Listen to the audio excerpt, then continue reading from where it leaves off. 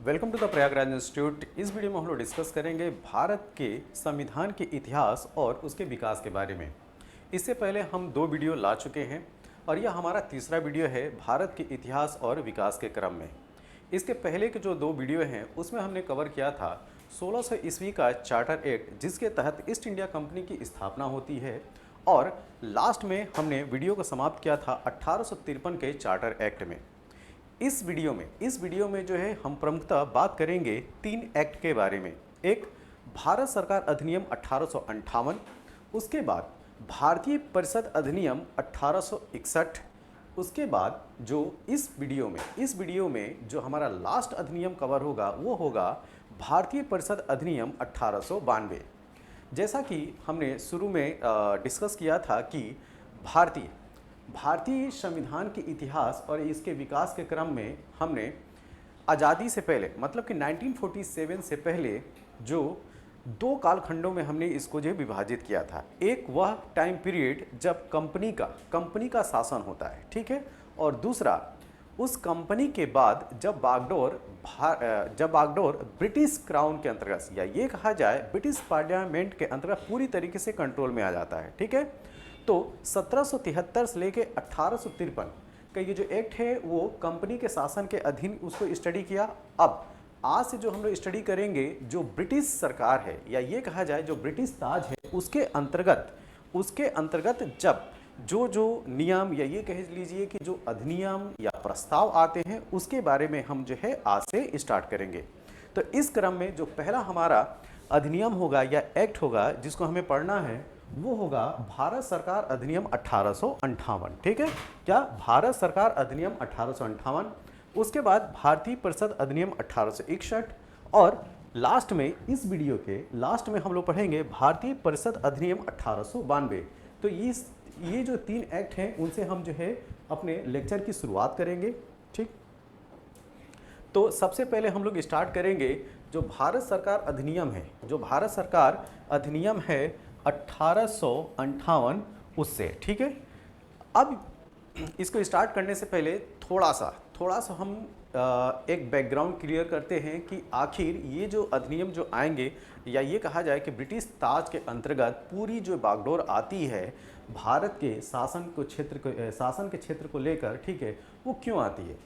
Actually इससे 1858 से पहले एक साल पहले जो है वो क्रांति होती है 1857 की। जो 1857 की क्रांति है वह एक प्रमुख आधार होता है, ठीक। 1857 की क्रांति जो है एक प्रमुख आधार होता है जिसकी वजह से जो पूरा जो शासन होता है भारत का वह ब्रिटिश क्राउन के अंतर्गत आता है। और इसके साथ में जो दूसरा प्रमुख कारण है जो कि शुरू से होता चला आ रहा था वह ईस्ट इंडिया कंपनी के अंदर जो विद्यमान अनियमितताएं थी, करप्शन था, वह एक्चुअली इसकी जो आधारशिला रखी जाती है वह लॉर्ड पामर्स्टन, जो 1857 के टाइम में जो प्राइम मिनिस्टर होते हैं ब्रिटेन के, उनके द्वारा वह एक बिल पास करते हैं। और उनका मानना ये होता है कि कंपनी के शासन को जो है पूरी तरीके से ख़त्म कर दिया जाए और पूरी बागडोर जो है वो ब्रिटिश क्राउन के अंतर्गत आ जाए।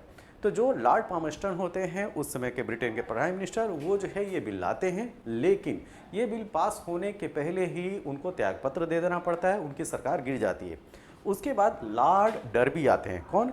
लॉर्ड डर्बी याद रखिएगा, लॉर्ड डर्बी जो हैं वो ब्रिटेन के प्राइम मिनिस्टर बनते हैं। और लॉर्ड डर्बी जो ब्रिटेन के प्राइम मिनिस्टर बनते हैं वो जो है वो बिल पास करते हैं, ठीक है। और जब वो बिल पास करते हैं तो ब्रिटेन की जो महारानी उसमें रहती हैं विक्टोरिया, आप जो है तस्वीर देख सकते हैं, ब्रिटेन की महारानी विक्टोरिया जो है अपना एसेंट देती हैं। जिस तरीके से भारत में आज की डेट में किसी भी बिल को एक्ट में या अधिनियम में बनने के लिए जो है भारत के राष्ट्रपति अपना क्या करते हैं, अपनी सहमति देते हैं, एसेंट देते हैं। तो उसी तरीके से उस समय जो ब्रिटिश पार्लियामेंट में जो भी बिल पास होते थे उसकी एसेंट, जो फाइनल जो अधिनियम बनना होता था वो ब्रिटेन की महारानी या जो ब्रिटेन के राजा होते थे उनके एसेंट के बाद ही होता था। तो 2 अगस्त 1858 ईस्वी को जो ब्रिटेन की महारानी होती है, महारानी विक्टोरिया, वो जो है अपना इस पे जो है एसेंट देती हैं और यह जो है भारत सरकार अधिनियम 1858 जो है वो आता है। ठीक है, अब जैसा कि मैंने बोला कि इस 1858 के एक्ट के आने के पीछे जो प्रमुख कारण था वो यह था 1857 का विद्रोह। जो 1857 का विद्रोह है वो प्रमुख कारण था। ठीक है, और कंपनी के शासन के प्रति जनता में जो है व्यापक आक्रोश था और इसी की वजह से 1857 का विद्रोह भी हुआ था। कंपनी की नीतियों को विद्रोह के लिए दोषी ठहराया गया था। जो 1857 का विद्रोह था उसके पीछे जो है जो कंपनी थी, ईस्ट इंडिया कंपनी थी, उसकी जो पॉलिसीज थी उनको जो है वो विशेष रूप से जो है दोषी ठहराया गया था। ठीक है, तो इसी आक्रोश को कम करने के लिए जो महारानी विक्टोरिया हैं, ठीक, वो जो है वो भारत सरकार अधिनियम 1858 को की जो है वो मंजूरी देती है। और यह जो भारत सरकार अधिनियम 1858 है, अन्य नाम से भी वो जाना जाता है, वो नाम है भारत की बेहतर शासन के लिए एक अधिनियम भी कहा जाता है। ठीक है, तो भारत की बेहतर शासन के लिए एक अधिनियम, इस नाम से भी जो है भारत सरकार अधिनियम 1858 को हम जानते हैं। ठीक है, तो ये जो है एक बेसिक इंफॉर्मेशन थी किसके बारे में, 1858 के भारतीय सरकार अधिनियम के बारे में। इसी क्रम में क्या होता है कि जो अधिनियम आता है, इस अधिनियम में जो भी बातें होती हैं उसको इलाहाबाद दरबार, ठीक है, इलाहाबाद दरबार लगता है और उसमें जो है इस बात को बताया जाता है कि भारत सरकार अधिनियम 1858 में क्या क्या बातें हैं। तो इस क्रम में जो पहला जो पॉइंट आता है वो क्या आता है, वायसराय लॉर्ड कैनिंग ने 1 नवंबर 1858 को इलाहाबाद दरबार का आयोजन करते हैं और जिसमें रानी विक्टोरिया का प्रतिनिधित्व करते हुए, ठीक, रिप्रेजेंटेटिव कौन, जो उस समय के गवर्नर जनरल, जो कि आगे चल के ये क्या हो जाएंगे, इसी के साथ ये वायसराय कहलाएंगे। ठीक है, तो वायसराय लॉर्ड कैनिंग जो कि गवर्नर जनरल, अगर पूछा जाए कि अंतिम भारत का अंतिम गवर्नर जनरल कौन, तो यहाँ के हिसाब से आप याद रखिएगा लॉर्ड कैनिंग। ठीक है, अब फर्स्ट वायसराय कौन, तो वायसराय भी लॉर्ड कैनिंग। तो 1858 का जो अधिनियम होता है, भारत के गवर्नर जनरल की पोस्ट को जो वो चेंज करके क्या कर दिया, वायसराय कर दिया। तो लॉर्ड कैनिंग जो है 1 नवंबर 1858 को दरबार में महारानी विक्टोरिया का जो ये जो घोषणा पत्र है उसको जो है वो पढ़ते हैं। ठीक है, अब भारत में अब इस एक्ट के द्वारा क्या क्या प्रभाव देखने को मिलेगा, अब इसलिए भारत सरकार अधिनियम 1858 को क्वीन प्रोक्लेमेशन, ठीक है, क्वीन प्रोक्लेमेशन मतलब कि रानी का घोषणा पत्र भी बोला जाता है। तो 1 नवंबर 1858 को वायसराय लॉर्ड कैनिंग जो है वो ब्रिटेन की महारानी का प्रतिनिधित्व करते हुए इस अधिनियम को पढ़ते हैं। ठीक है, और इसी वजह से इस अधिनियम को क्या बोला जाता है, क्वीन प्रोक्लेमेशन एक्ट 1858 के नाम से भी इसको जाना जाता है। लॉर्ड कैनिंग के द्वारा भारतीयों को इस एक्ट के बारे में जो जो बातें थी, वो जो बातें बताई गई थी उसको जान लीजिए। तो पहला पॉइंट ये है कि ब्रिटिश ताज द्वारा ईस्ट इंडिया कंपनी के शासन को समाप्त कर भारत की पूर्ण शासन व्यवस्था या पूर्ण प्रशासन व्यवस्था किसके अंतर्गत आएगी, वो ब्रिटिश क्राउन के अंतर्गत आएगी। ठीक है, ये सबसे इंपॉर्टेंट पॉइंट है। ठीक है, अब जो है ईस्ट इंडिया कंपनी का शासन खत्म हो जाएगा और पूरी तरीके से जो शासन आएगा वो आएगा ब्रिटिश क्राउन के अंतर्गत। ठीक है, तो ईस्ट इंडिया कंपनी के शासन को खत्म करके अब जो पूरा जो प्रशासन की बागडोर आएगी वो ब्रिटिश ताज के अंतर्गत आएगी, ब्रिटिश क्राउन के अंतर्गत। इस पॉइंट के बाद अब दूसरे पॉइंट की हम लोग बात करें। ठीक है, दूसरा पॉइंट ये है कि आप जानते होंगे जो 1856 में लॉर्ड डलहौजी एक कॉन्सेप्ट लाता है डॉक्ट्राइन ऑफ लैप्से। ठीक है, डॉक्ट्राइन ऑफ लैप्से। ठीक है, तो दूसरा पॉइंट इसमें यह रखा गया कि डॉक्ट्राइन ऑफ लैप्से को खत्म कर दिया गया है, अब किसी भी राज्य का विलय नहीं किया जाएगा। तो डॉक्ट्राइन ऑफ लैप्से का कॉन्सेप्ट था कि इसके तहत हम जो है किसी राज्य का अगर उत्तराधिकारी नहीं है तो उसको जो है ब्रिटिश राज्य क्षेत्र में मिला लिया जाता था। ठीक है, तो लेकिन अब इस भारत सरकार अधिनियम 1858 के एक्ट के तहत क्या होगा, डॉक्ट्रिन ऑफ लैप्से को खत्म कर दिया गया। अब किसी भी राज्य को जो है ब्रिटिश राज्य क्षेत्र में नहीं मिलाया जाएगा। ठीक है, दूसरा पॉइंट, अब बिना किसी भेदभाव के, ये भी काफी इंपॉर्टेंट पॉइंट है, अब बिना किसी भेदभाव के भारतीयों को ब्रिटिश सरकार के विभागों और उनकी योग्यता के अनुसार नौकरी दी जाएगी। ठीक है, अब भारतीयों के साथ जो है इस एक्ट के द्वारा जो है भेदभाव नहीं किया जाएगा। अगर ब्रिटिश सरकार में कोई डिपार्टमेंट है तो उसमें जो है भारतीयों को बिना भेदभाव किए जो है उनको जो है उसमें जो है वो सर्विस में रखा जाएगा। इससे पहले जो है काफ़ी डिस्क्रिमिनेशन हुआ करता था, यूरोपियंस को जो है प्रेफरेंस दिया जाता था, लेकिन अब इस एक्ट के बाद जो है ऐसा नहीं किया जाएगा, ऐसा बोला गया इसमें। ठीक है, दूसरी बात इसमें यह आती है कि इस एक्ट के पहले जितने भी लोग ईस्ट इंडिया कंपनी, ध्यान दीजिएगा, इससे पहले इस एक्ट से पहले जितने भी लोग ईस्ट इंडिया कंपनी की सेना में नौकरी कर रहे थे, ये काफ़ी इंपॉर्टेंट पॉइंट है, जो ईस्ट इंडिया कंपनी की सेना में नौकरी कर रहे थे, अब वो ब्रिटिश सेना, मतलब जो ब्रिटेन की सेना में है, नौकरी दे दी जाएगी। तो मतलब उनका जो है ट्रांसफ़र हो गया, किसे, जो ईस्ट इंडिया कंपनी में सैन्य सेवा देते थे, अब वो उनकी सेवा अब किस में ली जाएगी, ब्रिटिश सेना के अंतर्गत, और उन्हें ब्रिटेन की सेना का ही भाग माना जाएगा। तो अब ये ब्रिटेन की सेना के वो पार्ट हो जाएंगे। अगला पॉइंट क्या है कि कोई भी धार्मिक मामले, मतलब कि भारत के अंतर्गत कोई भी जो धार्मिक मामले हैं, ठीक, उन पे पाबंदी नहीं लगाई जाएगी, जिसका जो धर्म मानना हो, जिस तरीके उसको रिचुअल्स हो, फेथ हो, वह मानने के लिए पूर्णतः स्वतंत्र होगा।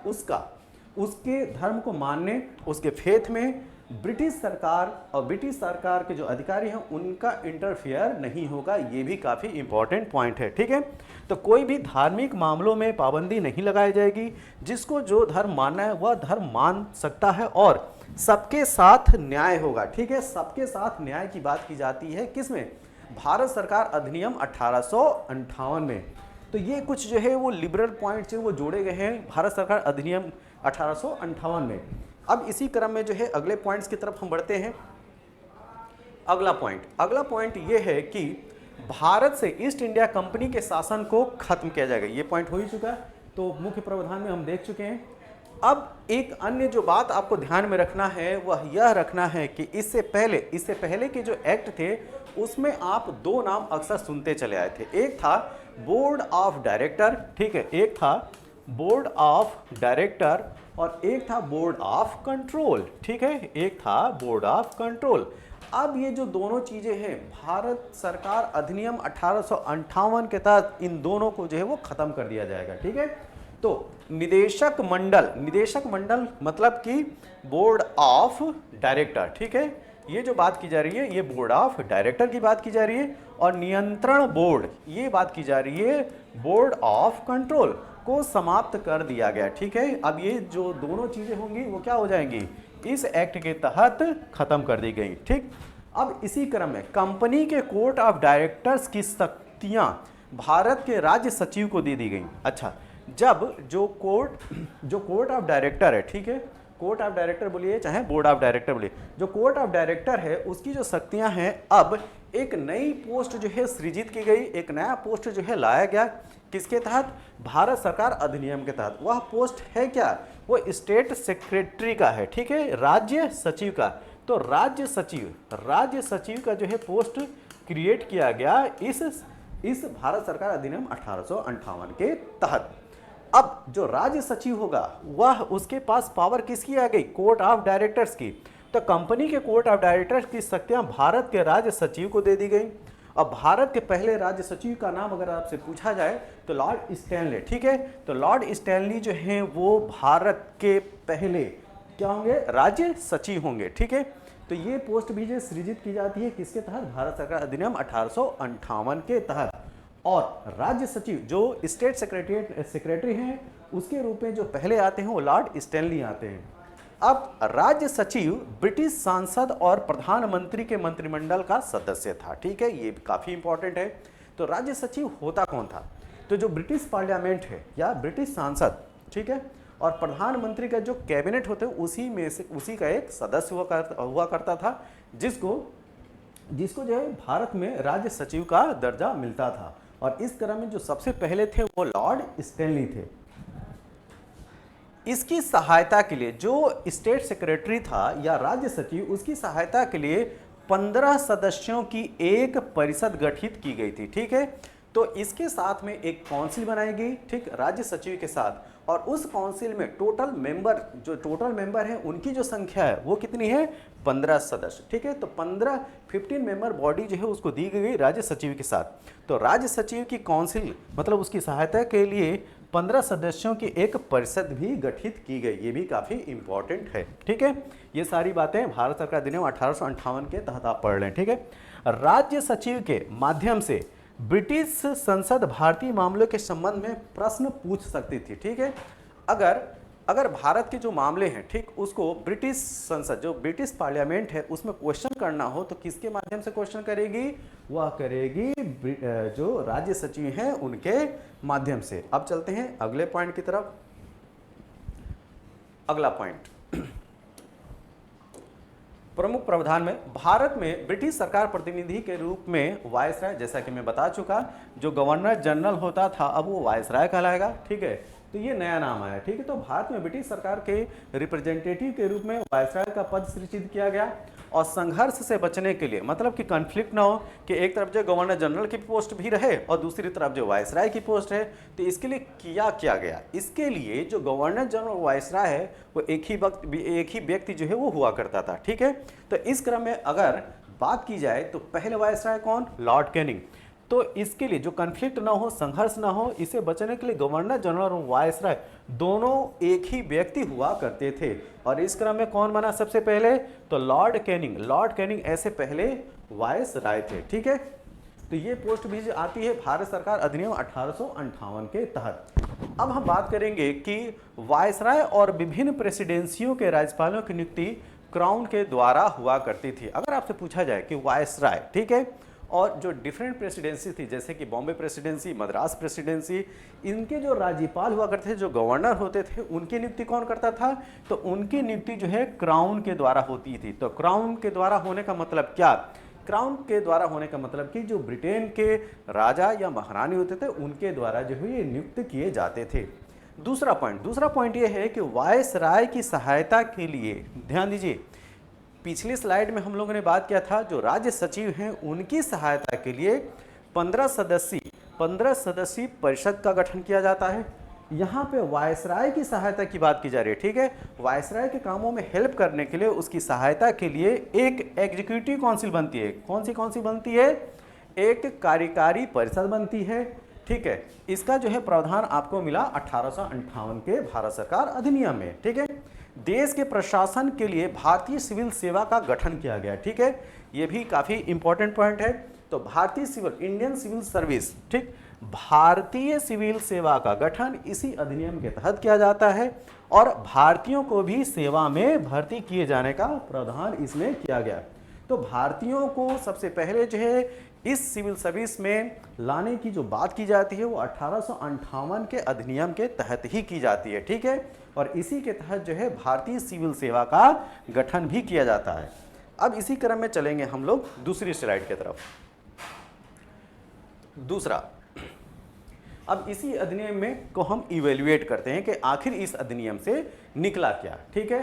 तो क्या निकला, भारत को एक डायरेक्ट प्रत्यक्ष ब्रिटिश उपनिवेश बना दिया गया, कॉलोनी बना दी गई, किसके अंतर्गत, ब्रिटिश ताज के अंतर्गत या ब्रिटिश क्राउन के अंतर्गत।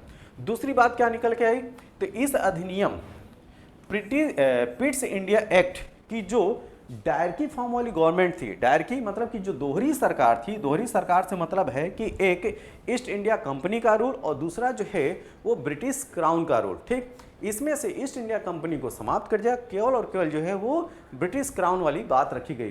तो जो ईस्ट इंडिया एक्ट जो दोनों के रूल की बात करता है, दोनों के गवर्नेंस की बात करता है, उसको जो है वो समाप्त कर दिया गया, ठीक। और केवल एक का रूल जो है वो चलना स्टार्ट होगा। इस क्रम में इस अधिनियम ने चूक के सिद्धांत, ठीक, चूक के सिद्धांत का मतलब है डॉक्ट्राइन ऑफ लैप्स, ठीक है, जो डलहौजी के द्वारा इंट्रोड्यूस किया गया था भारत में, उसको भी समाप्त कर दिया गया, ये पॉइंट। फिर इस अधिनियम द्वारा यह विश्वास दिलाया गया कि भारतीय लोगों के साथ जाति, धर्म, रंग, प्रजाति के आधार पर कोई भेदभाव नहीं किया जाएगा। और इस तरह की बात जो है हमारे फंडामेंटल राइट में भी रखी गई है। आप राइट टू इक्वलिटी में इस चीज़ को देखते हैं, ठीक है। अगली बात ये कही गई कि भारतीय राजाओं की प्रतिष्ठा, अधिकार और गरिमा का सम्मान करने और उनके अधीनस्थ क्षेत्रों पर अतिक्रमण नहीं करने की भी बात कही गई। ठीक है, तो जो भारतीय राजा हैं उनके सम्मान प्रतिष्ठा का भी पूरी तरीके से ख्याल रखा जाएगा और उनके जो क्षेत्र हैं उनमें इंटरफेयर नहीं किया जाएगा। ठीक है, तो उनको जो है ऑटोनॉमी दी गई। ठीक, उनको जो है ब्रिटिश गवर्नमेंट के तरफ से इम्यूनिटी भी प्राप्त हुई। अब हम बात करेंगे जो दूसरा एक्ट है, वह एक्ट है क्या, भारतीय परिषद अधिनियम 1861। जो भारतीय परिषद अधिनियम है 1861, उसके बैकग्राउंड की बात करते हैं। ठीक है, तो बैकग्राउंड इसका ये है कि भारतीय परिषद ने 1861 को ब्रिटिश संसद द्वारा 1 अगस्त 1861 को पारित किया गया और 1857 की क्रांति के बाद ब्रिटिश सरकार ने यह महसूस किया कि भारत में शासन चलाने के लिए भारतीयों का सहयोग आवश्यक है। यहाँ पे देखिए, अगर ये धीरे धीरे जो है भारतीयों को इन्वॉल्व कर रहे हैं गवर्नेंस में, तो यह इनकी मजबूरी है। ठीक, ऐसा हम नहीं कह सकते कि ये भारतीयों के प्रति जो है वो लिबरल होते गए। ठीक है, अंग्रेज जो है 1947 तक भारतीयों के प्रति जो है कभी भी लिबरल नहीं हुए, ये कॉन्सेप्ट एकदम क्लियर रखिएगा। ठीक है, तो उनको जो है यहाँ पे शासन व्यवस्था को सही सुचारू रूप से चलाना था, तो उनको फील होने लगा कि धीरे धीरे इनमें जो है शासन व्यवस्था में भारतीयों को भी शामिल करना जरूरी है। तो इस एक्ट के तहत उन्होंने क्या किया कि भारतीयों का भी सहयोग लेना प्रारंभ किया। तो इस सहयोग की नीति के लिए ब्रिटिश संसद ने 1861 में भारत परिषद अधिनियम पारित किया। ठीक है, तो 1861 में भारत परिषद अधिनियम पारित किया गया और इस प्रकार इस अधिनियम द्वारा ब्रिटिशों ने सहयोग की नीति, ठीक है, सहयोग की नीति या उदार निरंकुशता की शुरुआत की। ठीक है, उदार निरंकुशता को इंग्लिश में बोलते हैं बेनेवोलेंट डेस्पोटिज्म। ठीक है, तो बेनेवोलेंट डेस्पोटिज्म उदारता भी है और डेस्पोटिज्म और निरंकुशता भी है। तो जैसा मैंने बोला कि इनकी जो उदारता है यह इनकी मजबूरी है। ठीक है, तो इस वजह से जो कॉन्सेप्ट आया इस एक्ट, इस अधिनियम के लिए, वो क्या आया, सहयोग की नीति या उदार निरंकुशता। अब चलते हैं अगले पॉइंट की तरफ, इसके प्रमुख प्रावधान के बारे में बात कर लें। ठीक है, तो इस अधिनियम के तहत वायसराय की कार्यकारिणी परिषद का विस्तार किया गया। ठीक है, तो जो वायसराय की जो एग्जीक्यूटिव काउंसिल थी उसको जो है एक्सपेंड किया गया और इस क्रम में कार्यकारी जो परिषद है कानून निर्माण में सहायता हेतु एक अतिरिक्त सदस्यों को जोड़ा गया। ठीक है, तो कानून निर्माण की प्रक्रिया में जो एक्स्ट्रा जो मेंबर हैं उनको जो है वो जोड़ा गया, जिनकी संख्या न्यूनतम 6 से, ध्यान दीजिएगा, न्यूनतम 6 से अधिकतम 12 तक हो सकती थी। तो ये जो संख्या है 6 से 12 के बीच में होगी। न्यूनतम कितना, 6, और अधिकतम कितना होगा, 12 होगा। ठीक है, इन सदस्यों का कार्यकाल जो है वो 2 वर्ष का था। ठीक है, इनका जो है वो टेन्योर भी फिक्स किया गया, कितने साल का, 2 वर्ष का। ठीक है, न्यूनतम संख्या कितनी होगी, 6 होगी, अधिकतम संख्या कितनी होगी, 12 होगी। ठीक है, अब नामांकित सदस्यों में से आधे सदस्य, ध्यान दीजिएगा, इनमें से कुछ मेंबर जो है वो नॉमिनेटेड होते थे और नॉमिनेटेड मेंबर से आधे सदस्यों का गैर सरकारी होना अनिवार्य था। ठीक है, वो गवर्नमेंट ऑफिशियल नहीं होंगे, वो क्या होंगे, गैर सरकारी होंगे। ठीक, और इन सदस्यों का नामांकन कौन कर सकता था, इन सदस्यों का जो नामांकन है, जो गैर सरकारी जो सदस्य हैं उनका नामांकन की पावर जो दी गई थी वायसराय के हाथ में दी गई थी। ठीक है, और इस तरह वायसराय की कार्यकारी परिषद में जो एग्जीक्यूटिव काउंसिल है उसमें सदस्यों की कुल संख्या जो है वो 5 से बढ़ के जो है वो 17 तक हो गई। ठीक, इस तरीके से वायसराय की जो एग्जीक्यूटिव काउंसिल है वो भी एक्सपेंड करती है। अब चलते हैं अगली तरफ। अगला जो हमारा पॉइंट है वह यह है कि परिषद के सदस्यों का भारतीय होने की कोई अनिवार्यता नहीं थी। ये चीज़ याद रखिए, ये कोई ज़रूरी नहीं था कि सारे के सारे जो है वो इंडियंस हो। ठीक है, तो ये कंपलसरी प्रोविज़न नहीं था कि परिषद के जो सदस्य हों वो भारतीय ही हों। फिर भी 1862 में लॉर्ड कैनिंग ने, ध्यान दीजिएगा, 1862 में भी जो वायसराय होते हैं वो कौन होते हैं, लॉर्ड कैनिंग। तो 1862 में भी लॉर्ड कैनिंग ने तीन सम्राट भारतीयों, जैसे बनारस के राजा, पटियाला के महाराजा और सर दिनकर राव को, इन 3 लोगों को, ध्यान दीजिए, फिर से नाम देखिए, बनारस के राजा, पटियाला के महाराजा और सर दिनकर राव को विधान परिषद में नॉमिनेट किया, मनोनीत किया। कौन किया? लॉर्ड कैनिंग, जो उस समय के वायसराय हैं। ठीक। दूसरा पॉइंट यह है कि इसने वायसराय को परिषद में कार्य संचालन के लिए अधिक नियम और आदेश, ठीक है, अधिक नियम और आदेश बनाने की शक्ति दी। तो यह जो 1862 का जो भारत सरकार भारतीय परिषद अधिनियम है, वो थोड़ा सा पावर जो है वो एक्सपेंड करता है वायसराय की। वायसराय के पास शक्तियां आती हैं कि वो कुछ नियम और कुछ विधि वो बना सकते हैं। ठीक है, तो नियम और आदेश, ऑर्डर बनाने की शक्तियां प्रदान की। इसने वायसराय को आपातकाल में, ध्यान दीजिए काफ़ी इंपॉर्टेंट है, ठीक है, जब अगर इमरजेंसी की सिचुएशन हो तो उसमें अध्यादेश लाने की जो है वो पावर दी गई भारतीय परिषद अधिनियम 1861 के तहत। तो अध्यादेश कौन लाएगा? वायसराय। तो ध्यान से देखिए, इसने वायसराय को आपातकाल में बिना काउंसिल की संस्तुति, मतलब उनकी सहमति के बिना अध्यादेश, ध्यान दीजिए ये टर्म बहुत इंपॉर्टेंट है, ऑर्डिनेंस की बात की जा रही है, ठीक है, अध्यादेश जारी करने के लिए अधिकृत किया। ठीक है, और ऐसे अध्यादेश की जो अवधि हुआ करती थी वह 6 माह की हुआ करती थी। और आज की भी डेट में जो है, अगर करंट सिनेरियो की बात किया जाए तो भारत के राष्ट्रपति जो है आर्टिकल अनुच्छेद 123 के तहत जो है अध्यादेश जारी करते हैं। तो उस समय 1861 का भारतीय परिषद जो अधिनियम था उसके तहत वायसराय को यह जो है वो शक्ति दी गई कि आपातकाल में बिना काउंसिल की अनुमति के वह अध्यादेश जारी कर सकते हैं। और यह अध्यादेश और यह जो कानून होगा वह कितने माह के लिए वैलिड होगा? वो 6 माह के लिए। ठीक है, अब चलते हैं आगे का पॉइंट यह है कि इस अधिनियम ने मद्रास और बंबई, ध्यान दीजिए, मद्रास और बंबई प्रेसिडेंसियों को विधायी शक्तियां, ठीक, मद्रास और बंबई प्रेसिडेंसी को विधायी शक्तियां जो है पुनः देकर विकेंद्रीकरण की प्रक्रिया की शुरुआत की। और यह काम जो है वो 1726 ईस्वी के चार्टर में भी हुआ था, लेकिन फिर उसको क्या कर दिया? केंद्रीकृत कर दिया गया। लेकिन फिर यहाँ पे आपको देखने को मिल रहा है कि जो मद्रास और बंबई जो प्रेसिडेंसी है उनकी शक्तियाँ जो है पुनः लौटा दी गई। क्या थी? तो उनकी जो विधायी शक्तियाँ हैं उनको पुनः दे दिया गया। किन प्रेसिडेंसी को? मद्रास और बंबई प्रेसिडेंसी को। और इस तरीके से विकेंद्रीकरण, डिसेंट्रलाइजेशन, ठीक है, डिसेंट्रलाइजेशन की प्रक्रिया, प्रोसेस की शुरुआत होती है। ठीक है, इस अधिनियम के तहत वायसराय प्रशासनिक और विधायी कार्यों हेतु नए प्रांतों का गठन और लेफ्टिनेंट गवर्नर की नियुक्ति कर सकता था। ये जो है आप देख सकते हैं वायसराय की जो पावर है उसमें इजाफा होता है। क्या? वायसराय प्रशासनिक एवं विधायी कार्यों हेतु प्रांतों का गठन और लेफ्टिनेंट गवर्नर की नियुक्ति कर सकता था। ये पावर जो वायसराय के हाथ में गई।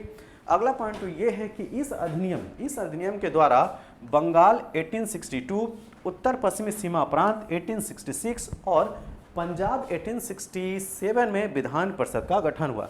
तो ये जो 3 प्रांत हैं, कौन? बंगाल, पश्चिमी सीमा प्रांत और पंजाब, जो कि 1867 में विधान परिषद का गठन होता है। तो अगर आपसे पूछा जाए कि लेजिस्लेटिव काउंसिल का गठन इन क्षेत्रों में कब हुआ, तो बंगाल में 1862 में, उत्तर पश्चिमी सीमा प्रांत, ठीक है, जो नॉर्थ वेस्ट फ्रंटियर है प्रोविंस, उसमें 1866 में, और पंजाब में 1867 में जो है वो लेजिस्लेटिव काउंसिल का गठन होता है। अगला पॉइंट ये था कि इसने वायसराय की कार्यकारी परिषद को पोर्टफोलियो प्रणाली पर आधारित एक छोटे मंत्रिमंडल में बदल दिया। ठीक है, ये बहुत इंपॉर्टेंट पॉइंट है। यहाँ पे पोर्टफोलियो का कॉन्सेप्ट आता है। ठीक है, जैसे कि आज की डेट में जो प्रधानमंत्री हैं वो अपने कैबिनेट में जो है विभिन्न मंत्रियों को रखते हैं, जो कैबिनेट मंत्री के नाम से जाने जाते हैं, और उनको जो है वो डिफरेंट जो है वो मंत्रालय या विभाग मिले होते हैं, जैसे डिफेंस, फाइनेंस, ठीक है, कॉमर्स एंड इंडस्ट्री, रेलवे। तो इसी क्रम में जो है जो 1861 का भारतीय परिषद अधिनियम था, यह बात उभर के आती है कि वायसराय की जो कार्यकारी परिषद है पोर्टफोलियो प्रणाली पर आधारित एक छोटे मंत्रिमंडल कैबिनेट में बदलने की बात करते हैं। और सभी 5 सामान्य सदस्य सरकार के गृह, सैन्य, कानून, वित्त और राजस्व सहित विभिन्न विभागों के प्रभारी बन गए।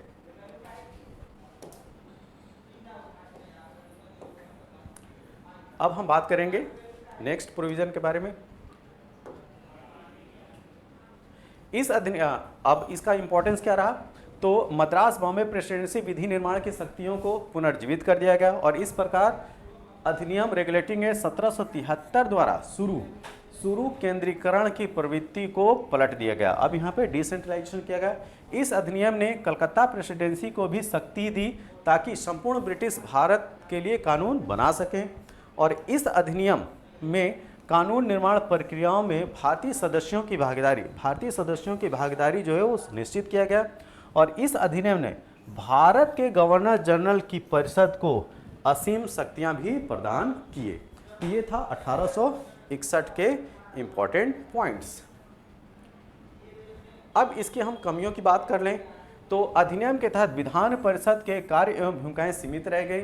मद्रास और बॉम्बे प्रेसिडेंसी की विधायी शक्तियों ने विधान परिषद की शक्तियों को विकेंद्रित कर दिया। गवर्नर जनरल अपनी विशेष और असाधारण शक्तियों के कारण स्वेच्छाचारी बन गया और परिषद में कई विधेयक बिना चर्चा के भी पारित कर दिए गए और भारतीय सदस्यों के विधेयक का विरोध करने की अनुमति नहीं दी गई। यहाँ पे जो भारतीय हैं विधेयक का जो है विरोध नहीं कर सकते थे। गैर सरकारी सदस्यों को आम लोगों की समस्याओं के बारे में बताने या सवाल पूछने का अधिकार नहीं था। ये भी बातें इसमें उभर कर आई। ठीक है, तो ये जो है वो कमियों के अंतर्गत। अब हम बात करेंगे 1892 के बारे में, इसकी पृष्ठभूमि के बारे में जानते हैं। 1885 में कांग्रेस के गठन के बाद इंडियन नेशनल कांग्रेस की गठन जो है 1885 में होता है। इसके बाद केंद्रीय और प्रांतीय सरकार में भारतीयों की भागीदारी और विधान परिषदों में सुधार की मांग तेज होने लगी। इसके साथ सदस्यों के नामांकन के बजाय चुनाव के सिद्धांत भी चाहते थे। ठीक है, इसके अलावा वित्तीय मामलों पर चर्चा करने का अधिकार भी चाहती थी जिसकी अब तक अनुमति नहीं थी। इसी क्रम में जो तीसरा पॉइंट था, इन्हीं परिस्थितियों को ध्यान में रखकर ब्रिटिश संसद ने 20 जून 1892 को भारतीय परिषद अधिनियम 1892 जो है वो पारित किया। अब हम बात करेंगे इसके इंपॉर्टेंट प्रावधानों के बारे में। तो इस अधिनियम के द्वारा विधान परिषदों में अतिरिक्त या गैर आधिकारिक सदस्यों की संख्या में वृद्धि की गई। दूसरा पॉइंट, केंद्रीय विधान परिषद में 10 से 16 सदस्य, बंगाल में 20 सदस्य, मद्रास में 20 सदस्य, बंबई में 8 सदस्य, अवध में 15 और उत्तर पश्चिमी प्रांत में जो है वो 15 सदस्य जो है वो नियुक्त किए गए। इसी क्रम में 1892 में 24 सदस्यों में से केवल 5 भारतीय थे। ठीक, तो जो काउंसिल थी, जो परिषद थी, उसमें जो सदस्यों की संख्या जो थी वो 24 थी, लेकिन इसमें से केवल जो है 5 भारतीय थे। सदस्यों को सबसे पहले बजट या सार्वजनिक हित के मामलों पर प्रश्न पूछने का अधिकार दिया गया और लेकिन प्रश्न वो तभी पूछ सकते थे, इसके लिए उनको जो है 6 दिन पहले जो है नोटिस देना हुआ करता था और इनको जो है पूरक प्रश्न पूछने का अधिकार नहीं था। ये पूरक प्रश्न जो है वो नहीं पूछ सकते थे। अगला पॉइंट ये है कि इस अधिनियम के माध्यम से प्रतिनिधित्व के सिद्धांत की शुरुआत की गई। ठीक है, प्रिंसिपल ऑफ रिप्रेजेंटेशन की जो है वो शुरुआत की गई और जिला बोर्डों, विश्वविद्यालय, नगर पालिकाओं, वाणिज्य मंडलों और जमींदारों को प्रांतीय परिषदों के सदस्यों की सिफारिश करने के लिए अधिकृत किया गया। ठीक है, और विधान परिषद को गवर्नर जनरल की अनुमति से नए कानूनों बनाने और पुराने कानूनों को निरस्त करने का भी अधिकार इस अधिनियम के द्वारा दिया गया। ठीक है,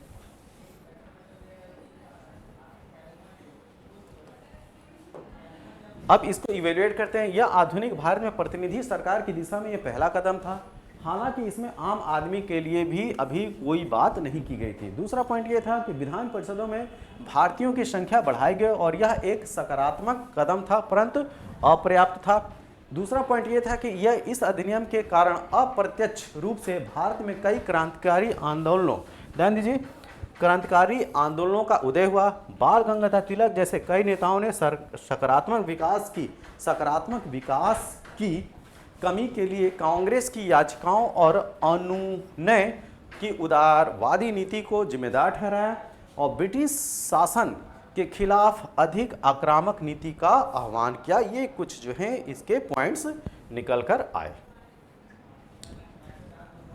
यह वीडियो आपको कैसा लगा? जैसा भी लगा हो आप अपने सुझाव जो है कमेंट बॉक्स में ज़रूर दें। हम इसमें जो है सुधार करने की पूरी कोशिश करेंगे और इस वीडियो की PDF के लिए आप हमारे Telegram channel the Prayagraj institute को ज्वाइन कीजिए और इस वीडियो की PDF को प्राप्त कीजिए।